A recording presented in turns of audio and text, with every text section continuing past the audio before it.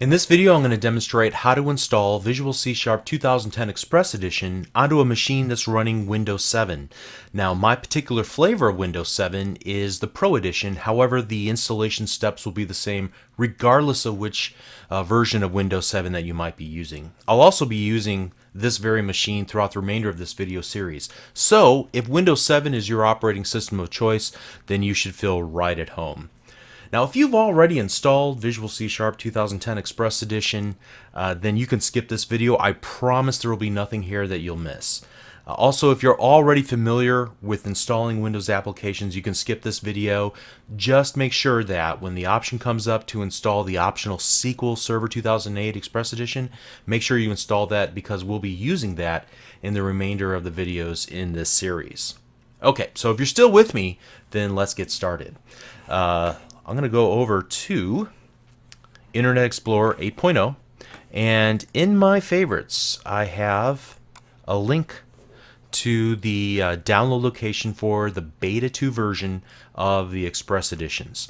Now, Microsoft is not going to distribute a release candidate for the Express Edition tools, but later this year when Visual Studio 2010 is officially released, then I'll re-record any videos like this one that would be affected by the change in location or any UI changes.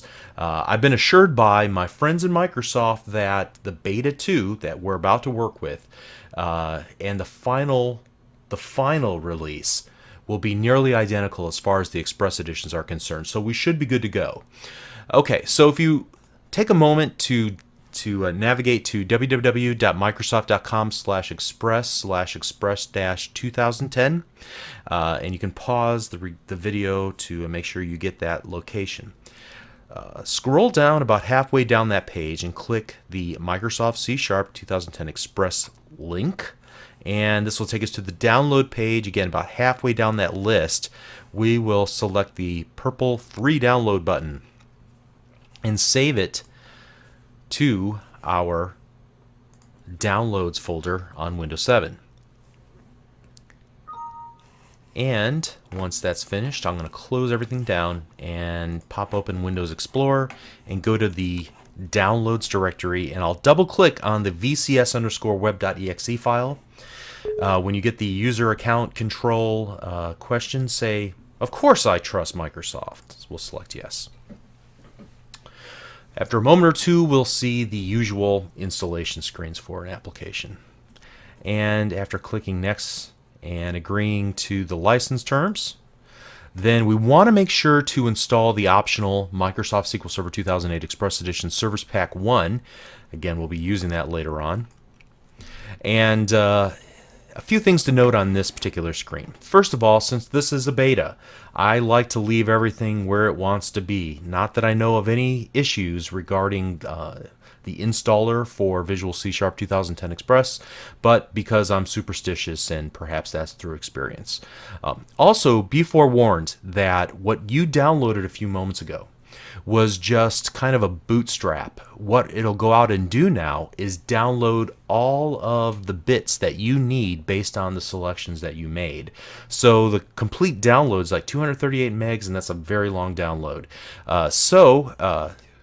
I'm going to go ahead and click install, then I'll pause the recording, but we'll come back to this in just a moment. About halfway through, we'll be prompted to restart our computer, and we'll talk about that in just a moment. So, pausing.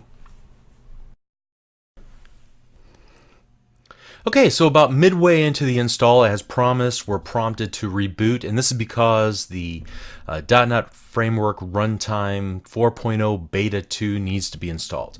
And so this is the piece of software that's foundational.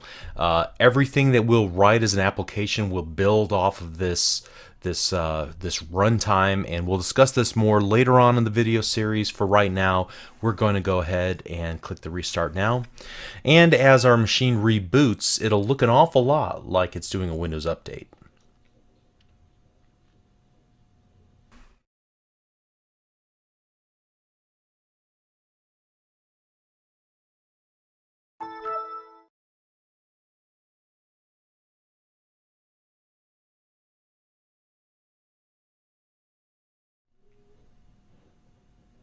And I think it needed a reboot because the .NET runtime touches so many parts of the operating system, and because Visual C# 2010 Express Edition is built on that framework itself. So it needed to have that in place before it could be installed. Okay, so we're about halfway through the install at this point.